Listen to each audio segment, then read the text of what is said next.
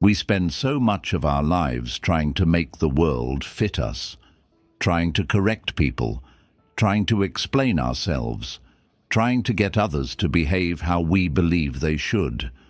We chase peace through control, failing to realize that control is the very thing keeping peace away. The more we grip, the more life slips through our fingers.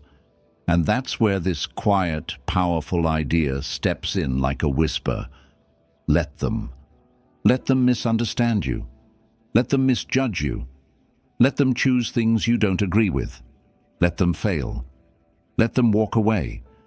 Let them think they're right. Let them be loud, careless, or distant. Let them say nothing. Let them say too much. Let them be who they are, while you remain who you are.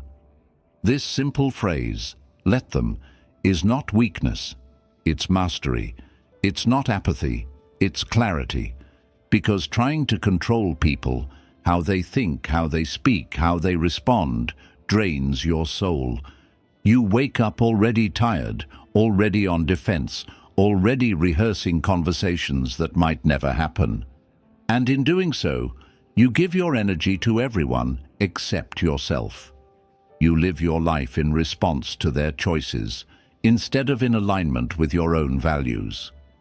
The Stoics understood this long ago. They taught that peace doesn't come from controlling the world, but from mastering your response to it. Some things are in our control, and some are not, Epictetus said. Most people nod at that line and move on, but those who live it, truly live it, become untouchable, not cold, not indifferent, just clear, unshaken by noise, focused on what matters, detached from what doesn't. The let them theory is a mindset shift. It teaches you to stop carrying what was never yours to begin with. Other people's opinions, let them, their expectations, let them, their resistance to your growth. Let them. Because the moment you start chasing peace in them, you've already abandoned peace in you. This doesn't mean you become passive. It doesn't mean you let disrespect slide or tolerate mistreatment. We'll talk about that later. But it does mean that you stop confusing your job. Your job is not to change people. Your job is to observe, to discern, to choose, and to walk away if necessary, without making a scene and without needing to be right. When you stop engaging in battles that don't serve you, you reclaim energy you didn't even realize you were losing. Mental space, emotional clarity, creative power. You stop rewriting reality and start accepting it. Not because you approve, but because you've decided to direct your energy toward becoming, not convincing. Think about how many times peace has been within reach, but you gave it up because you just couldn't let them. Let them go. Let them change. Let them stay stuck. Let them talk. Let them walk away. Let them shine or fall or disappear. Let them reveal who they are, while you focus on who you're becoming. That's what this episode is about. A practice, a mindset, a theory grounded in ancient wisdom and made urgent by modern chaos. Let them is not a rule for the world. It's a rule for your soul, a way of moving through life with less resistance and more clarity, less noise, more truth. And today, we'll break it down. 10 reflections, 10 ways to bring this theory into your daily life. Not as a concept to admire, but as a discipline to live. Because the most peaceful people in the world are not the ones who've avoided conflict. They're the ones who've stopped trying to control what was never theirs. So take a breath, let go of who you need them to be, and let this be the moment you choose peace over power, clarity over control, and evolution over ego. Let's begin. Let them be who they are. There's something liberating, almost spiritual, about allowing people to reveal themselves without interruption, no correction, no persuasion, no attempt to rewrite them into the version we wish they were.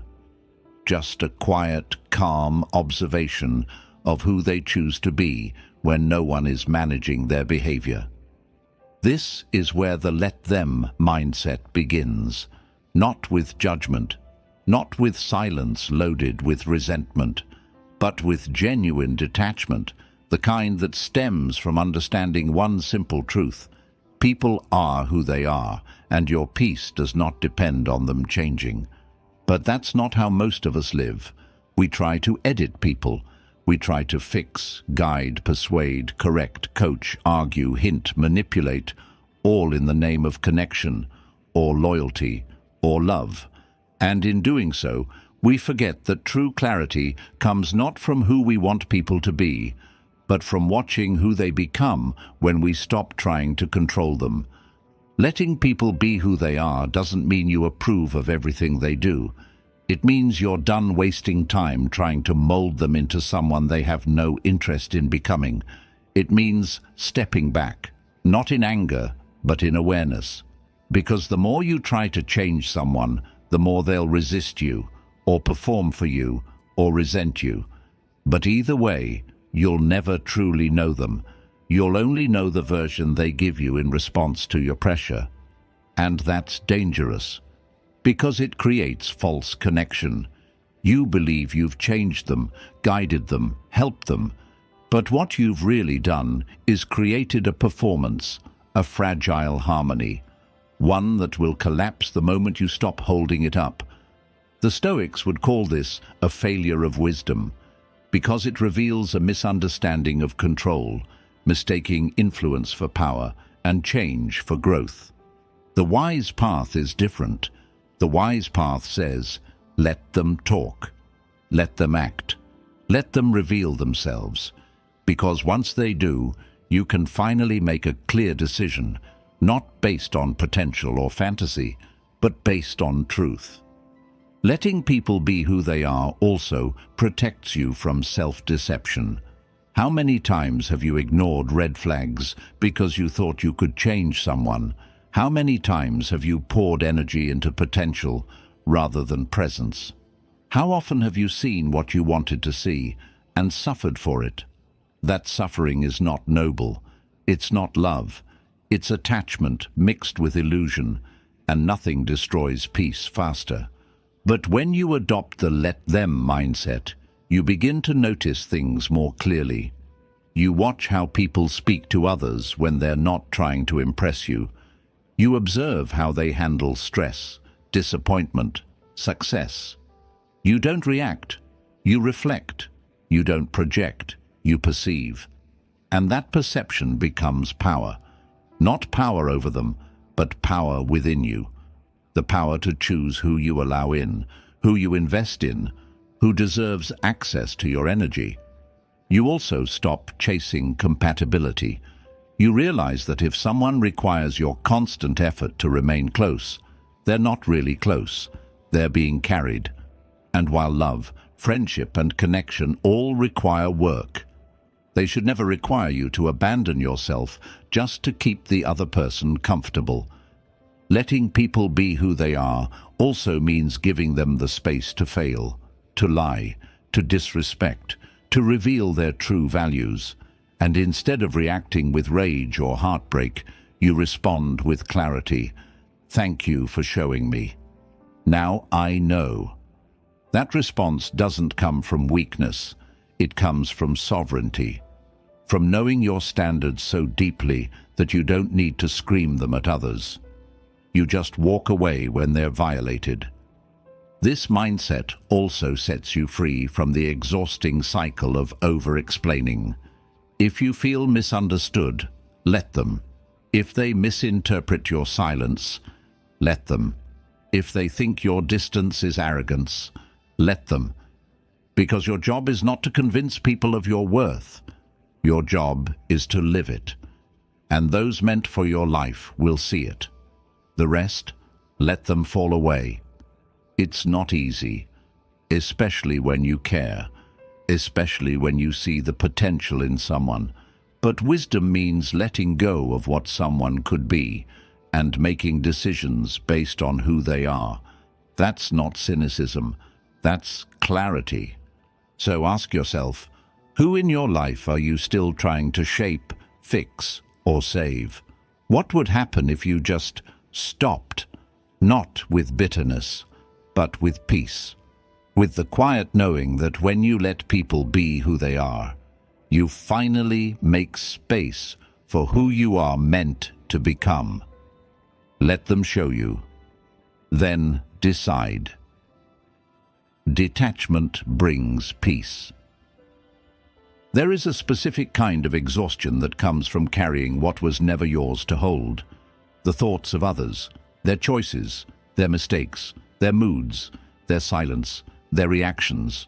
We try to solve people, fix situations, hold everything together, and then wonder why we're burnt out, anxious, angry, or resentful. The truth is, peace does not come from control. It comes from detachment. But let's make something clear. Detachment is not indifference. It's not coldness. It's not shutting down emotionally or becoming numb to the world.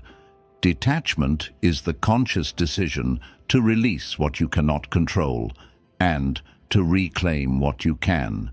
Your thoughts, your actions, your energy. It is a practice, a discipline, a way of moving through life with open hands instead of clenched fists. The Stoics were masters of this. They taught that serenity comes when you align your concern only with what is within your power. And they were right. Because the moment you let go of the illusion that you can fix everyone, please everyone, or protect everyone, you exhale. Your nervous system calms, your mind clears, your heart opens. When you're attached to everything, everything can hurt you. Every word feels personal, every delay feels like rejection, every disagreement becomes a threat. But when you practice detachment, you see things for what they are, not what your fear says they are. Someone doesn't respond to your message. It's not proof that you're unworthy. It's just silence. Someone criticizes you unfairly. It's not a reflection of your value. It's a reflection of their perception. Detachment helps you create space between the trigger and the story you tell yourself about it. And that space, that sacred space, is where peace lives. When you detach, you stop being a puppet. You're no longer yanked around by every shift in other people's behavior. You stop trying to guess what they're thinking. You stop managing their emotions. You stop reacting to every change in tone, every delayed reply, every subtle shift, because you've learned to stay rooted in your own center. And that center, it's built on clarity, not chaos. Detachment also gives you back your power. When you're overly involved in everyone else's experience, you lose access to your own. You forget your own needs. You ignore your own intuition. You dilute your own focus. But when you pull your energy back, you begin to feel again, think clearly again, move intentionally again. And that shift creates momentum, the kind that actually changes your life, not just your mood. But here's the thing. Detachment feels unnatural at first, especially if you've been taught to overgive, to over-explain, to over-invest, especially if you found your worth in being needed. It will feel like you're being distant, like you're doing something wrong, like you're being selfish. But that's just the old program resisting the new standard. Because detachment is not withdrawal, it's elevation. It's choosing not to drown in the emotions of others just to prove that you care. Sometimes, the kindest thing you can do for someone is to let them feel their own consequences, to let them figure it out, to let them sit with their choices, even if it's uncomfortable to watch. This is where maturity meets compassion, where love meets wisdom. You can still care, you can still support, but not at the cost of your own mental stability. Detachment is also essential in healing. If you're trying to move forward while staying energetically entangled with the people or patterns that broke you, you'll remain stuck. Detachment allows you to honor the past without being enslaved by it, to remember without reliving, to learn without looping. And from that place, you begin to reclaim your peace, not as a temporary relief, but as a permanent residence. So how do you practice it? You pause, you breathe, you notice your urge to react, and you choose reflection instead. You ask, is this mine to fix? Is this mine to hold? Is this mine to carry? If not, let it go. Let it pass. Let it burn itself out. Not because you don't care, but because you've finally learned that peace is a responsibility, and no one can protect it but you. So ask yourself, where in your life have you been gripping too tightly? Who have you been trying to manage, correct, rescue, or hold together? And what would your day feel like if you simply let go? Because real peace doesn't require the world to change. It only requires you to stop trying to change it. Control comes from anxiety. Control doesn't feel like fear at first. It feels like order, like logic, like responsibility. You tell yourself you're just trying to help, trying to guide, trying to prevent mistakes. But underneath that polished surface, there's something else. A tension in your chest, a mental checklist that never ends, an inner voice that whispers, if I don't manage this, everything will fall apart. That voice is anxiety. It's subtle. It dresses itself up as love, as protection, as duty. But at its core, the need to control isn't about others. It's about your discomfort with uncertainty. You fear what might happen if people make their own choices, if they walk away, if they disappoint you, if they don't follow the script you've written for them in your head. And so you tighten your grip, not because you're strong, but because you're scared. The Stoics had no illusions about control. They understood with brutal clarity that most of what happens in life is outside our power. What others say, do, or feel, that's their domain. The weather, the economy, the past, the future, the opinions of strangers, none of it belongs to you. Epictetus said, "Make the best use of what is in your power, and take the rest as it happens." But for many of us, that surrender feels dangerous. It feels like giving up control means giving up safety, and that belief is what chains us to anxiety. The need to control is rarely about the other person. It's about managing the story in your head. You think, if I can get them to change, I'll finally feel okay. If I can prevent this mistake, I'll finally relax. If I can force them to understand, I'll feel seen. But peace built on control is fragile. It cracks the moment anything or anyone steps out of line. True peace is built on acceptance, not resignation, but realism. A deep knowing that you are not the director of everyone's life. Control also creates a false sense of responsibility. You start carrying burdens that don't belong to you. You think if someone is struggling, it's your job to fix it. If someone's mad, it must be something you did. If someone makes a poor choice, it reflects on you. But that's not care. That's codependency, and it drains you. Not because people are broken, but because you're trying to be the glue holding everything together. But what if you dropped the glue? What if you allowed people to fall, not because you don't love them, but because you finally realize they need to stand on their own? What if you stopped playing the role of emotional manager and started focusing on your own alignment? This shift doesn't make you selfish. It makes you sovereign. You begin to separate your worth from others' behavior. You stop taking everything personally. you start focusing on what's in your control, your thoughts, your habits, your reactions, your choices. And from that center, you move through the world with less tension, less fear, less exhaustion, because you're no longer wasting energy trying to bend reality to your will. You also begin to trust more, not blindly, but wisely.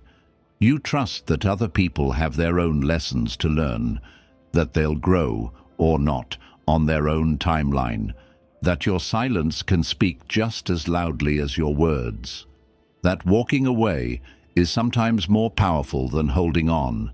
You learn to trust life, not because it's perfect, but because your peace no longer depends on it being predictable. And here's what's most freeing.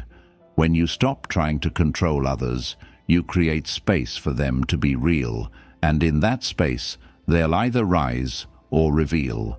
Either way, you gain truth, and from truth, you make better decisions, not emotional ones, clear ones.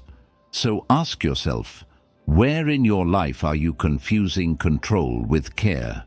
What are you trying to fix, force, or manage? Not because it's your job, but because you're afraid. And what would happen if you trusted the process just long enough to let go? Because behind every controlling habit is an anxious heart, and behind every peaceful mind is the courage to release. Let people fail and learn. We live in a world that worships comfort. We rush to make things easier, faster, smoother, not just for ourselves, but for the people we care about. And while that might feel like compassion on the surface, it often robs people of the very thing they need most: the chance to fail, the chance to struggle, the chance to learn through experience.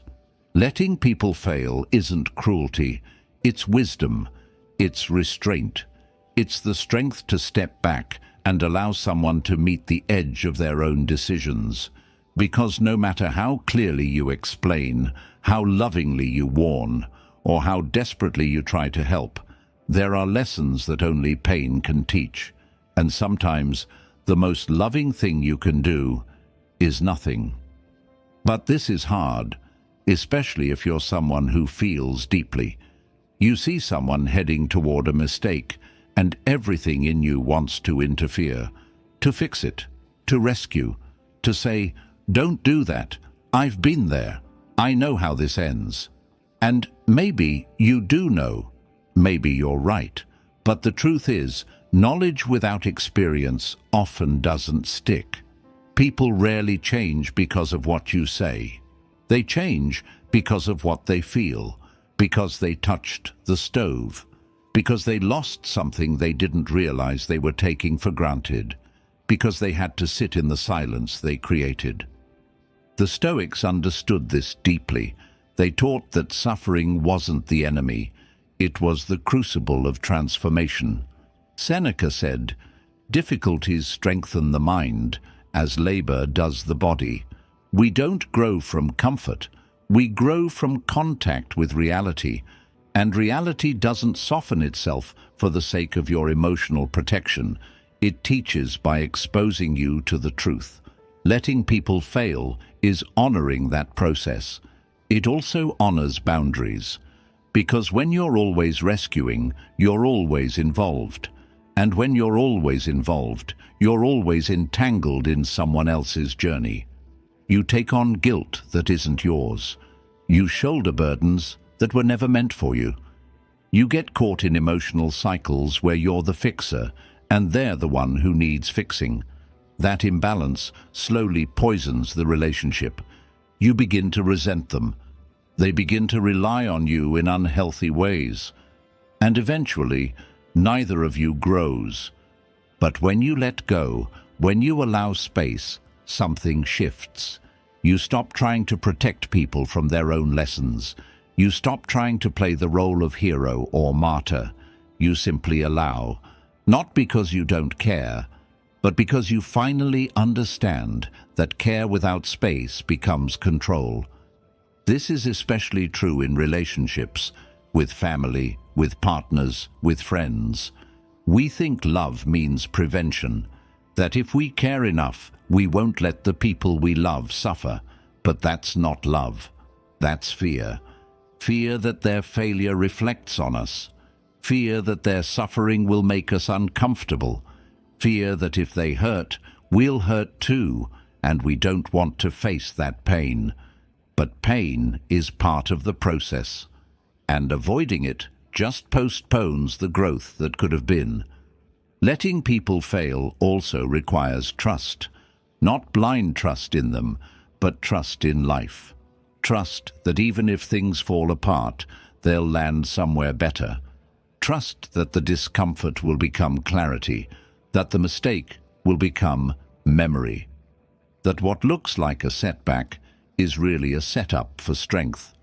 When you let people face the full weight of their choices, you give them a chance to stand up on their own legs for the first time.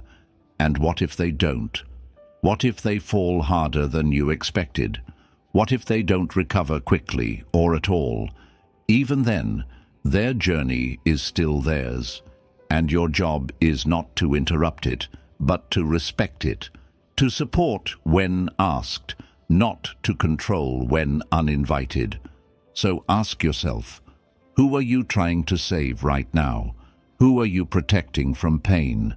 Not because they need protection, but because you fear their discomfort. And what would happen if you stepped back? Not out of spite, but out of respect. Could you trust that life has its own way of teaching? That people grow not just from love, but from consequence? Because sometimes the path to wisdom is paved in failure, and the strongest form of love is letting them walk it. Release unrealistic expectations.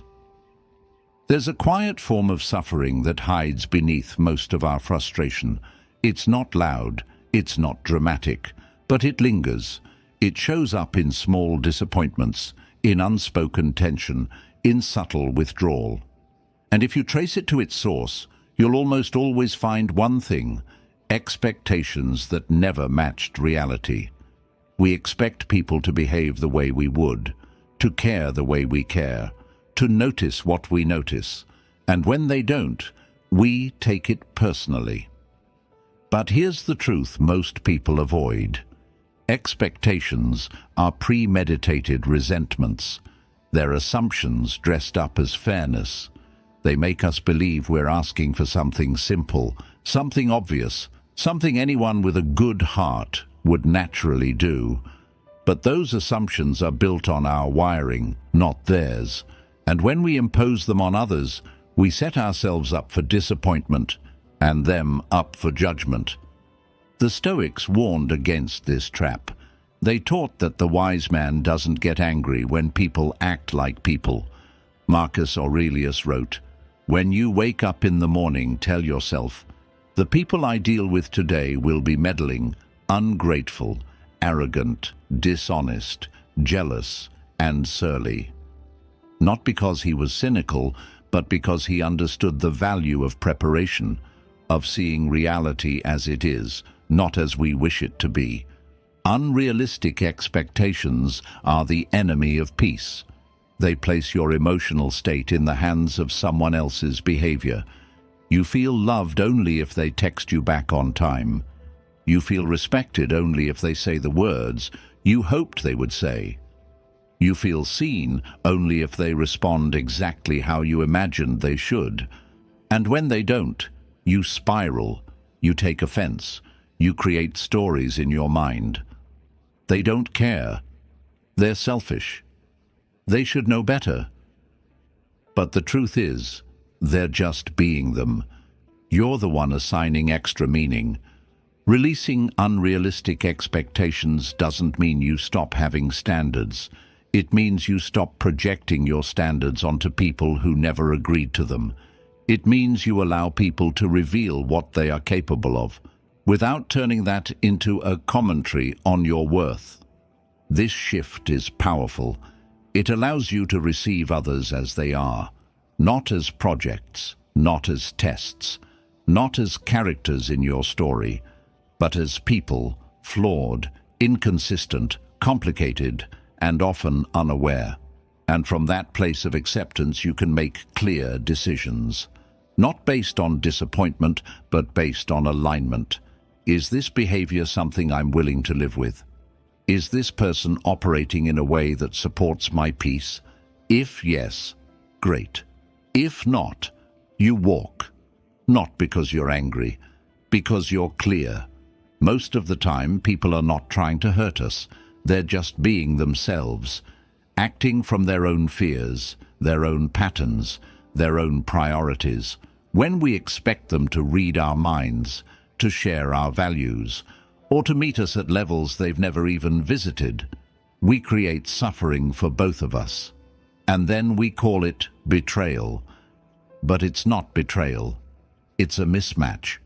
Letting go of unrealistic expectations also frees you from control. You stop walking into every interaction with a script. You stop measuring love by how closely someone matches your invisible checklist. You start appreciating what people do bring, instead of focusing only on what they lack. You stop trying to shape people and start seeing them. This is not always comfortable. It requires humility. You'll have to admit that some of your pain came not from what they did, but from what you expected. You'll have to confront the part of you that still believes, if I love enough, they'll change. Or, if I'm clear enough, they'll meet me where I am. But people don't change to match our love. They change when and if they're ready. And your peace can't depend on that timeline. So take inventory. Where are you holding on to silent expectations? Where are you feeling frustrated, not because someone crossed a line, but because they never lived up to a line you never voiced? Where are you making someone wrong for being exactly who they've always been? And most importantly, what would it feel like to stop expecting and to start observing, to stop demanding and to start deciding? Because peace doesn't come when others meet your expectations. It comes when you release the ones that no longer serve you and finally meet yourself where you are. Not everything needs a reaction. In a world where everyone has something to say, silence becomes power. We're conditioned to respond immediately, instinctively, emotionally. A comment, a look, a delay in reply, a passive-aggressive gesture. And we're already reacting, already in our heads, already formulating comebacks or explanations or defenses. But here's a quiet truth that changes everything. Not everything deserves your energy. There's a difference between being aware and being reactive. Awareness allows you to see what's happening. Reactivity forces you to become part of it. And the more you react, the more control you surrender. Not to the person, but to the situation, to the noise, to the emotion. And over time, your peace gets eaten alive, not by the big things, but by the constant compulsion to respond. Stoicism teaches us to pause, to create space between the event and the emotion. Epictetus said, "We have two handles, one by which we can carry things, and one by which we cannot." That's the decision point. That's where you choose your handle. Do I react from emotion or respond from clarity? Do I engage because I need to win, or do I release because I value peace more than pride? Not everything needs a reaction. Someone talks behind your back? Let them. Someone tries to provoke you online? Let them. Someone projects their insecurity onto you, hoping to drag you into their chaos? Let them. You're not obligated to attend every argument you're invited to. And in fact, your refusal to engage often says more than any speech you could give. Because reactivity is currency, and when you give it away too freely, people learn how to pull you into their world with ease. One look, one message, one misunderstanding, and you're already tangled up in their story. But when you master restraint, when you learn to sit in stillness while others chase conflict, you become untouchable, not because you're avoiding reality, but because you're choosing your battles like someone who values their peace. Let's be honest, some things are just not worth it. They might have been once, when your ego needed to prove itself, when your wounds were still bleeding, when your identity was still fragile. But now you've grown. Now you've worked too hard to rebuild your center just to let a careless comment knock you off balance. Choosing not to react is not weakness. It's wisdom. It means you've realized that your energy is limited, and not everything is worth spending it on. It means you've outgrown the need to explain yourself to people committed to misunderstanding you. It means you've seen what happens when you fight every battle and you've chosen another way. But this takes discipline, because your emotions will still rise. Your ego will still want the last word. Your pride will still flare up. And in those moments, you must return to yourself. Ask, does this serve me? Will this matter in a week, a year? Is this fight mine to hold, or just a storm I'm standing too close to? When you stop reacting, you gain time. Time to think, time to breathe, time to choose a response instead of defaulting to one. And in that space, something magical happens. You begin to see things more clearly. You notice patterns. You understand people. You spot manipulation before it lands. And sometimes the answer isn't a clever reply. It's distance. It's silence. It's walking away without explanation, because explanation is no longer necessary. This doesn't mean you let everything slide. It doesn't mean you tolerate disrespect, but it means you respond with strategy, not impulse, with power, not noise, with purpose, not provocation. That's the difference between someone who reacts and someone who leads themselves. So take inventory. What are you reacting to out of habit, not out of value? What drama are you still feeding with your attention? What people or situations are costing you peace that you never agreed to give away? And what would happen if, just for today, you let a few things pass? Not because you're afraid, but because you've finally realized not everything is worthy of you. Because silence isn't emptiness, it's elevation, and not every battle deserves your sword. Choose your battles wisely.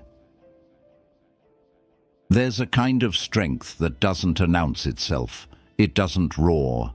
It doesn't fight every insult, every challenge, every misunderstanding. It simply chooses. Chooses what to engage with. Chooses where to invest energy. Chooses when to speak. And more importantly, when to walk away.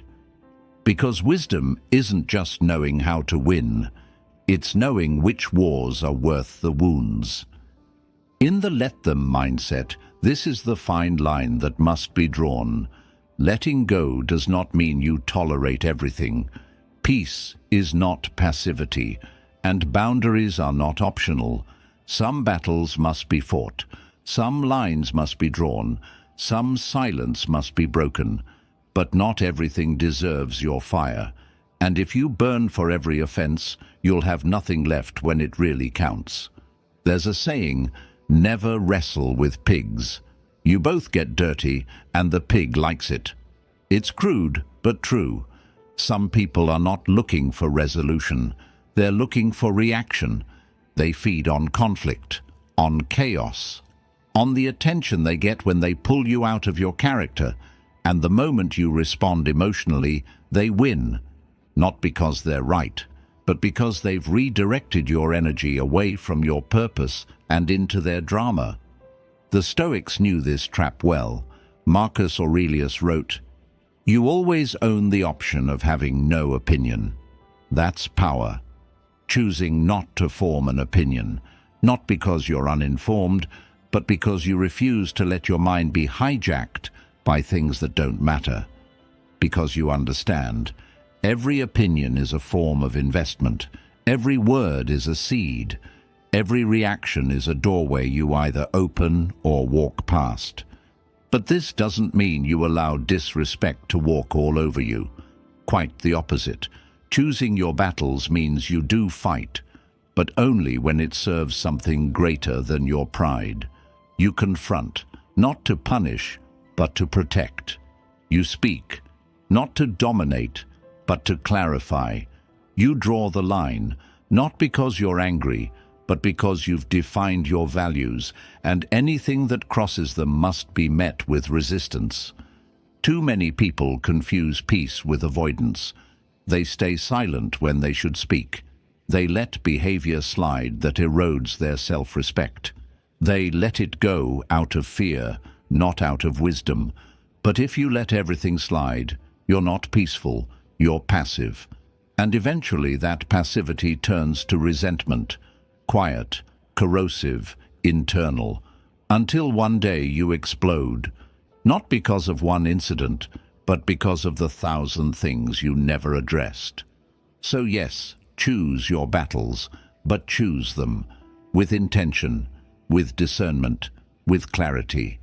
Not every comment deserves a reply, but some must be met with truth. Not every offense requires confrontation, but some require distance. Not every silence should be broken, but some must be filled with the sound of your boundary. And this is where the let them theory reaches maturity. You let people be who they are, but you also choose who you allow into your world. You don't demand that others change, but you change how close they're allowed to stand.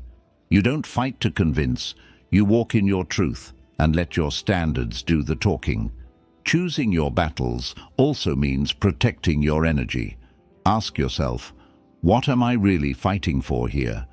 Is it justice or validation? Is it truth or control? Is it necessary or just familiar? Sometimes we fight because conflict feels like home, because we grew up in environments where being on edge was normal. But survival patterns are not life strategies. You don't need to swing every time someone throws shade. You don't need to prove your worth to anyone who doubts it. Sometimes the real power is restraint. So take inventory. What battles are draining you? What arguments are you repeating? What situations are stealing your time without giving you growth in return? And what would your life feel like if you stopped being dragged into every emotional skirmish and started standing in a deeper kind of strength? Because a wise man is not the one who avoids conflict, but the one who no longer lets chaos choose the battlefield. Shift the focus back to you. At some point, you have to ask yourself a hard question. How much of your life have you spent watching other people live theirs? How much time have you wasted over-analyzing their words, their silences, their moods, their mistakes? How many nights have you replayed conversations that weren't even worth having, while your own needs went unmet, your goals sat untouched, and your peace eroded quietly in the background? We become so obsessed with others that we forget ourselves. We track who disappointed us, who ignored us, who didn't show up the way we hoped. And in the process, we stop showing up for ourselves. We abandon our routines, our boundaries, our rest, our creativity, because we're too busy mentally managing everyone else. But the let them mindset asks you to redirect that energy, to stop checking on everyone else's emotional temperature and start checking in with your own. Not in a self-centered way, but in a self-aligned way. Because peace doesn't come from fixing others. It comes from focusing on what you can control: your mind, your body, your habits, your environment. Stoicism teaches this beautifully. Epictetus said, "Man is not worried by real problems so much as by his imagined anxieties about real problems."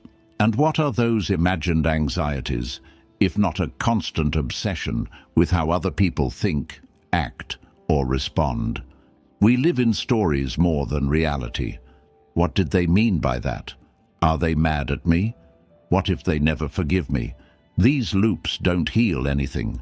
They distract you from the one person you can actually change, you. Shifting the focus back to yourself doesn't mean you stop caring. It means you stop over-caring at your own expense. It means you bring the mirror back home. You ask, what do I need right now? What am I avoiding? Where am I outsourcing my worth? Because the truth is, the more time you spend dissecting other people's behavior, the less time you spend building a life you're proud of. It's a slow death by distraction. Every moment you spend wondering why they haven't changed is a moment you're not changing yourself. Every emotional loop you spiral through is a drain on your clarity. And the hardest part? No one's going to save you from it. No one's going to tap you on the shoulder and say, "Hey, you've been neglecting your growth while watching them live." That moment has to come from within. And when it does, everything shifts. You stop waiting, you stop analyzing, you stop needing closure from people who never gave you clarity. You stop looking outward for peace and start creating it inward through discipline, through routine, through presence. You start making your bed, showing up for your workout, keeping your word to yourself, not because you're trying to prove something, but because you're done losing yourself in people who never earned that access. You start to realize how much you've been leaking your power through arguments that don't matter, through relationships that don't grow, through thoughts that don't end. And you finally say, no more. This is your life, your energy, your time, and the moment you stop focusing on what everyone else is doing, you remember what you were meant to do. So shift the focus back. Not just once, but every time the pattern starts to repeat. Every time your mind drifts back into analysis mode. Every time you catch yourself trying to fix, help, or rescue someone who never asked. Ask instead, what is this distraction costing me? What have I abandoned in myself while trying to be everything for everyone else? Because the truth is, when you focus on yourself, not selfishly, but intentionally, you begin to rise. You begin to rebuild your strength, your clarity, your presence, and eventually you realize the people who were worth your energy never needed to be chased to begin with. Let people feel their emotions. It's one of the most human things we do. We rush in to comfort, to explain, to fix. Someone is upset, and we immediately say, "Don't cry." Someone is angry, and we tell them, "Calm down." Someone is quiet, and we ask, "What's wrong?" As if silence is something to solve. We do this not because we're cruel, but because we're uncomfortable. With emotion, with pain, with anything that can't be neatly labeled or quickly resolved. But there's another way, one far more powerful, far more human. Let them feel. Let them cry. Let them sit in silence. Let them be disappointed, frustrated, overwhelmed, heartbroken. Let them feel the full weight of their experience without trying to interrupt or redirect it. Not because you don't care, but because you finally understand that feeling is not something to be feared. It's something to be respected. We don't need more people who know how to fix things. We need more people who know how to hold space. To sit beside someone in the storm without trying to stop the rain. To say, with presence, not platitudes, "I'm here. I'm not here to change how you feel. I'm here to witness it with you." The Stoics understood the value of inner experience. They didn't reject emotion. They simply refused to be ruled by it. They knew that pain was a signal, not a sentence. That sadness was part of the human journey, not a flaw in the system. Marcus Aurelius didn't preach suppression. He preached observation. And that's what holding space really is. Witnessing without control. Being present without trying to manage the moment. Letting people feel their emotions also means resisting the urge to interpret everything. We think, they're angry, so it must be about me, or they're distant, so I must have done something wrong. But their emotions are theirs. You don't need to fix them to be loved. You don't need to absorb them to be kind. You don't need to understand them fully to offer presence. Sometimes the greatest kindness is to not make it about you, to let them have their experience without inserting yourself into it. This also means giving up the illusion that we know what's best for others. We might think, if they just looked at it differently, they'd feel better. Or, if they stopped thinking that way, they'd be fine. But healing doesn't happen on your schedule. Clarity doesn't arrive through force. Growth isn't delivered by advice. It's earned through experience. When you let someone feel without judgment or solution, you're giving them the room to learn what only they can discover. And this is especially important in close relationships. It's easy to become the fixer, the one who always knows what to say, the one who smooths every bump. But when you do that, you unintentionally teach the people around you that their feelings are too much, that their sadness is inconvenient, that their anger needs to be corrected. And over time, they begin to silence themselves, not because they've healed, but because they've learned you can't handle their fullness. Letting people feel is also how trust is built. Real trust isn't, "You make me feel better." It's, "You don't run from my pain." It's knowing that someone can sit beside you in your lowest hour without trying to change the channel. It's knowing that your sadness doesn't scare them, that your struggle doesn't make them pull away. That's safety, that's love, that's maturity. And you deserve the same. You deserve to be around people who don't just cheer your highs, but who don't flinch at your lows. People who don't minimize your pain or rush you to heal. People who know how to listen without fixing. Who know how to breathe with you when the weight gets heavy. And if you want to find those people, become one of them first. So ask yourself, where are you still trying to manage the emotional experience of others? Where are you rushing people through their feelings because you're uncomfortable, not because they need saving? And what would happen if instead of reacting, you just remained present? Because sometimes the deepest form of compassion isn't to change what someone feels.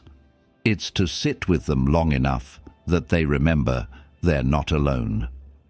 Let them is a daily practice. It's easy to understand this concept once. You hear it and it makes sense. Let them. Let people think what they want. Let them go if they must. Let them misunderstand, project, ignore, or fall away. In the moment it feels powerful, like a breath of fresh air after carrying too much. But then the moment passes and life happens again. Someone disrespects you. Someone ghosts you. Someone disappoints you in the exact same way you thought you'd already healed from. And that's when you realize, this isn't a philosophy you understand once. It's a practice you return to daily. Every day, life gives you 1,000 invitations to overreact, to micromanage, to control, to explain, to prove. And every day, you have to decide, again and again, to let them, not once, not perfectly, but consistently. Because let them is not just a theory, it's a discipline, a recentering, a conscious return to your own side of the street. It requires humility, because there will be days when you forget, when your old patterns scream louder than your new awareness, when your ego wants the last word, when silence feels like weakness and distance feels like rejection. On those days you won't feel wise, you'll feel triggered, small, emotional, and that's exactly when the practice matters most. The Stoics never said detachment was effortless. They never claimed that wisdom comes naturally. What they taught was repetition, reflection, the constant refining of your response. Marcus Aurelius journaled every morning, not because he had mastered the art of letting go, but because he hadn't. Because, like us, he was human. Because, like us, he needed reminders. And so do you. Every conversation is a choice: engage or observe. Every opinion is a test: defend or detach. Every emotional wave that hits your chest is an opportunity: ride it or let it pass. And the longer you practice, the more you realize the peace you're building doesn't come from things getting easier.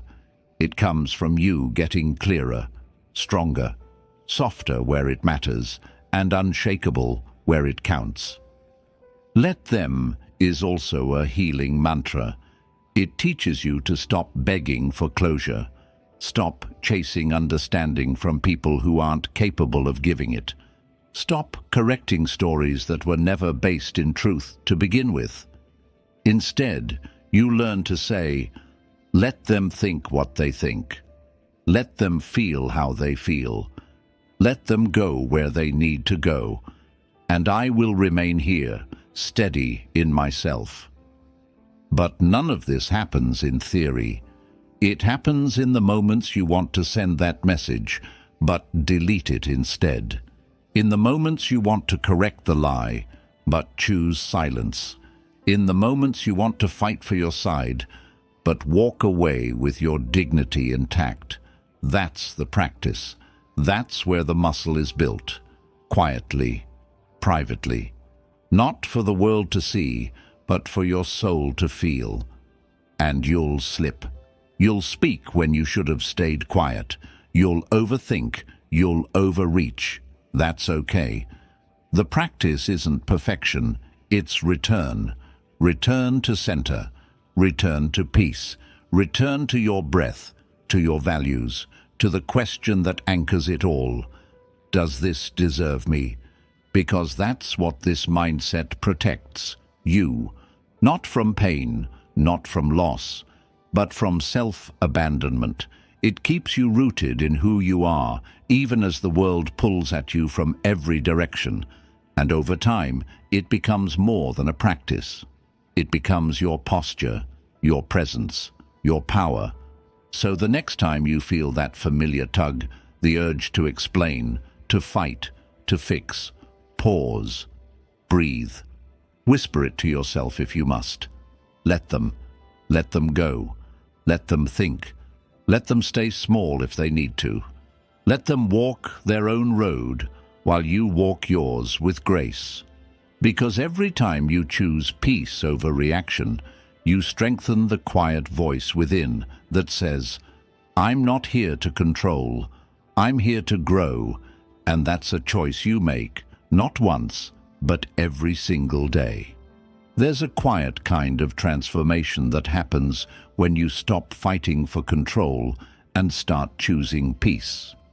Not the kind of peace that comes when everything around you is perfect, but the kind that grows inside you when you finally release what was never yours to hold. That's what this mindset is about.